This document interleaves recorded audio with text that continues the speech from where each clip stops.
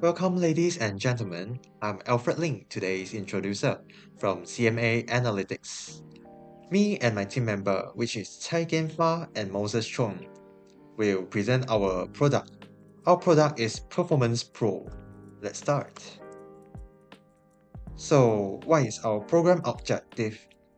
Our objective is help our client to identify and analyze the highest and lowest sales performance within the company. Besides, it helps user to calculate total sales, average sales, and other key performance indicators.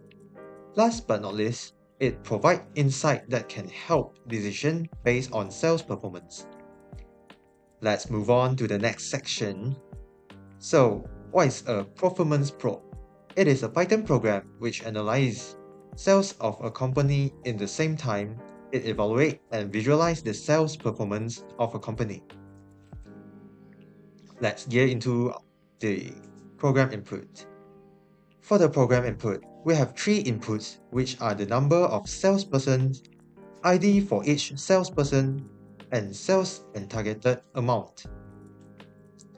After the program input, the expected output of our program is the output of total sales and average sales. Second is the maximum sales amounts. The third one is the IDs and sales amount of salespersons exceeding the target sales. And the last one is the total number of salesperson exceeding in the target sales. After the input and output of our program, let's look on the advantages bring to the user. There is 5 advantages, which is saving and restoring data from files. Besides, our program can generate detailed PDF reports summarizing sales performance.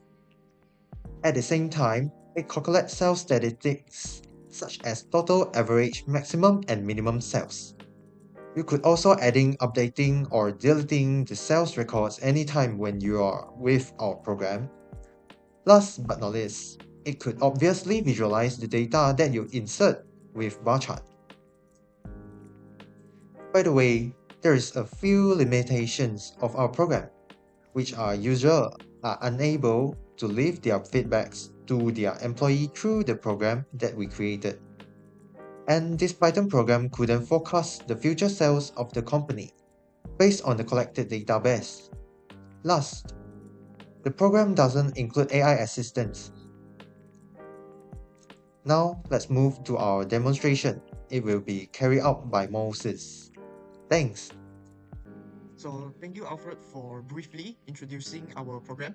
My name is Moses, and I will be demonstrating on how exactly our program works. So we are currently at Visual Studio Code, and we move to the main file, which is main.py, and we click Run. So this is the interface of our program. Firstly, let's dive deep and go through every single functions of these buttons one by one. So for the Add Sales Data button, users or admin is required to enter the salesperson ID and the sales amount of that particular salesperson achieves the sales amount. So I will be giving a few sample of data. So let's key in our first data. For example, let's insert S01. So for your information, the salesperson ID can also be just numbers or with the combination of alphabets. As we know, different companies have different IDs. So this is what the purpose of these functions for. So let's continue adding the sales amount, then click submit. The data is appeared on the table. So from the table, as you can see, it will also show the timestamp, which is the date and time I key in my data. So let's continue adding the data.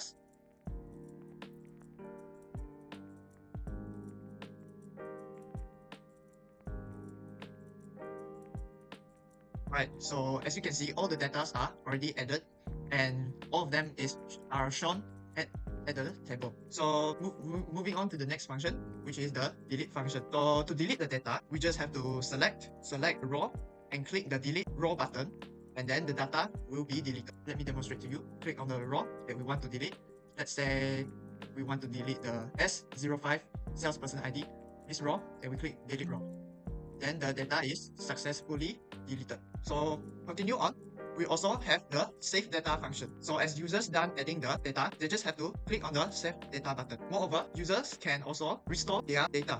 So in order to restore the data, users must have to save their data first. I will demonstrate to you guys on how these two functions exactly work. So let's say I want to save 4 of these data. I click save data.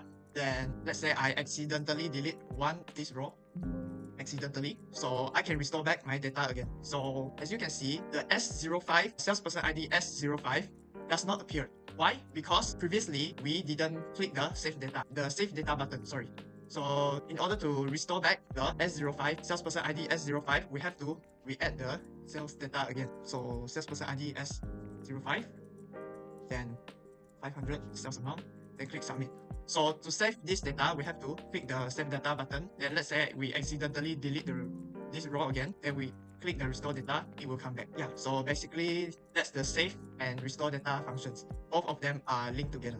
So next, we also have a function to generate our data into a PDF file. So by clicking this generate PDF report button, the data is successfully saved as a PDF file. So we go to our files, and here you go.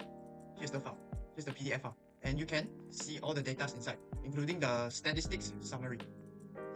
Therefore, you also can print it. Here.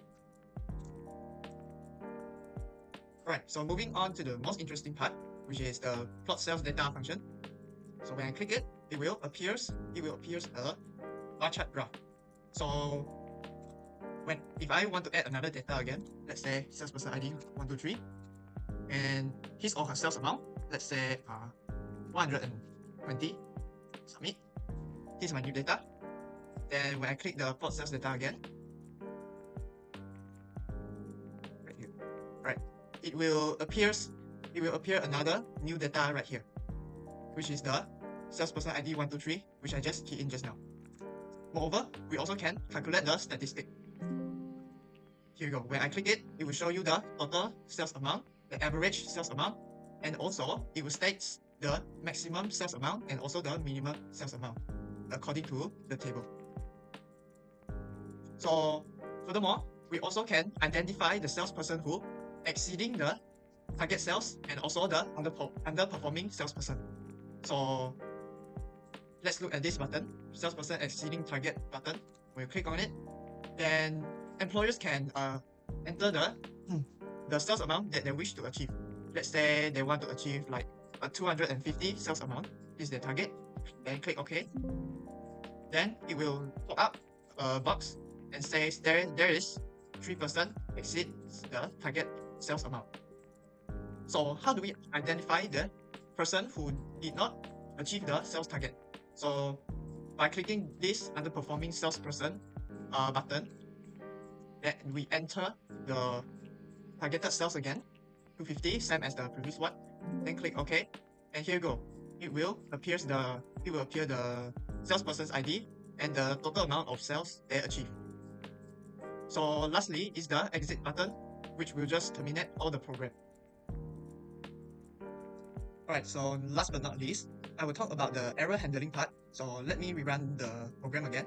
Alright, so as you can see, there are no data inside the table. So when I click the delete row button, it says there's no row selected, obviously because there are no data inside the table.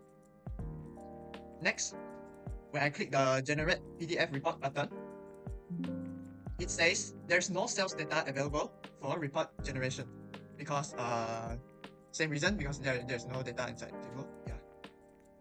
So when I click calculate statistics, it says there is no sales data available.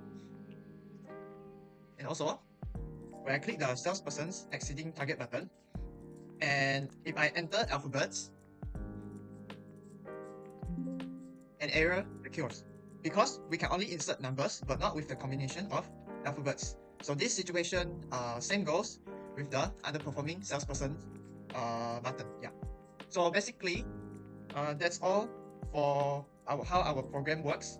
So now I will pass my time to Kinfa, and he will be explaining the codings behind our program. Thank you, Moses, for explaining about the Sales Performance Analyzer demonstration just now. I'm Kinfa, and I'm going to talk about some of the important parts of this code. First and foremost, we have 4 parts in this code, which is the main PY, the sales data PY, sales graphic PY, sales UI PY, and the text file. So for the main PY, it's basically an easy code, which have the ticketing which used for the sales UI, and we have also the sales UI. So this main py is basically to run the application. So if we run this, we'll see our application. So let's move on to the sales data.py.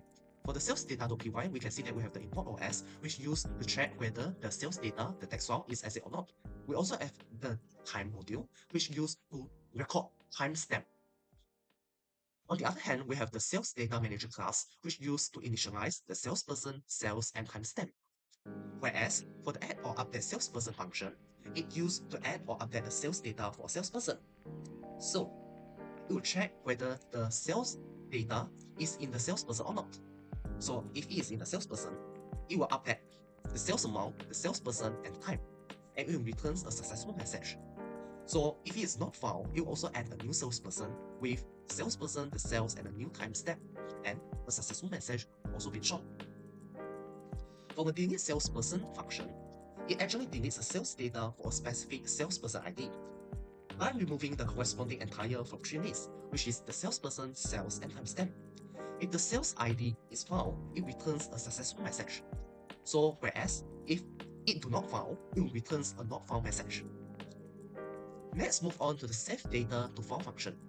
So in this function, it actually saves the data to a file. It writes each person, salesperson ID, sales amount, and timestamp separated by comma, and returns a successful message or error message if the operation failed. For the restore data function, it will check whether the file exit or not. And it will also open the file and clear the exiting data and reach its line. For each line, it will extract the salesperson ID, the sales amount, and the timestamp, pan them to the respective list. An successful message will occur once it's successful, and an error message will also show out if the exception occurred. For the calculate statistic part, it's basically used to calculate the total, average, maximum, and minimum sale. And last but not least, we have the count sales above target function, which used to count the number of salesperson exceeding the target.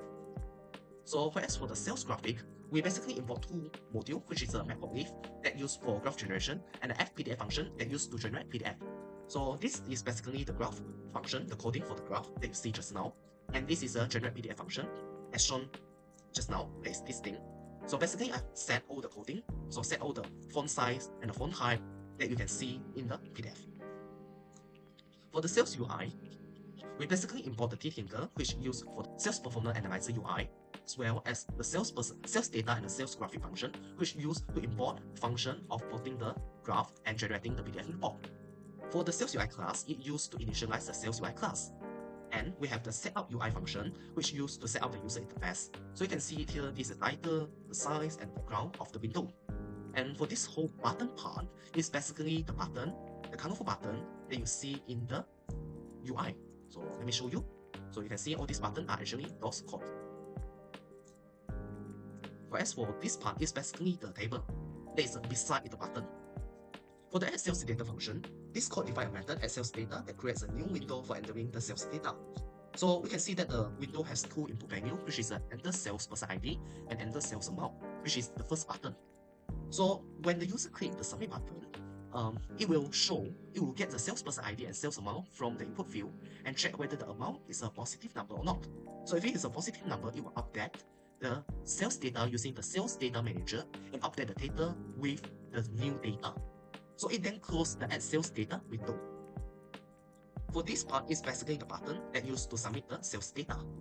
For the delete row function, it's used to delete the row, and there's a message box shown if there are no row being selected. And if there are row selected, a successful message that is a delete row will also show up. Same goes with the delete table function, where it's used to update the table. And we are also the save data and restore data function, as well as a calculate statistic. That is the message box will pop out once the statistic is not available. And if the statistic is available, it will show the total, the average, the maximum and minimum value entered by the user. And we are also the plot data and generate PDF function. So we have also the sales above target that used to prompt the user to enter a targeted sales value, and display the number of salesperson who are exceeding the target. Last but not least, we have the underperforming sales that prompt the user to enter the targeted sales amount, and display all salesperson who are below the target. So once they ask or they receive the targeted sale entered by the user, they will display who are the underperforming salesperson that are below the targeted sale entered by the user. So if there are no salesperson who are under that targeted grant. So this message box indicating that all salesperson meet or exceeding the target will also be shown. So last but not least, we have the that status function which used to display a message. So that's all from me. Thank you. Thank you, Canva, for giving us such a detailed explanation on our code. By the way, we hope our product will be purchased by everyone thanks to its excellent functionality and ease of use. At the end of our video, we would like to show our greatest gratitude to our lecturer, Mr. Marco, for guiding us throughout the process. Without his guide, we wouldn't able to create such a smooth program. Thank you for watching. See you next time.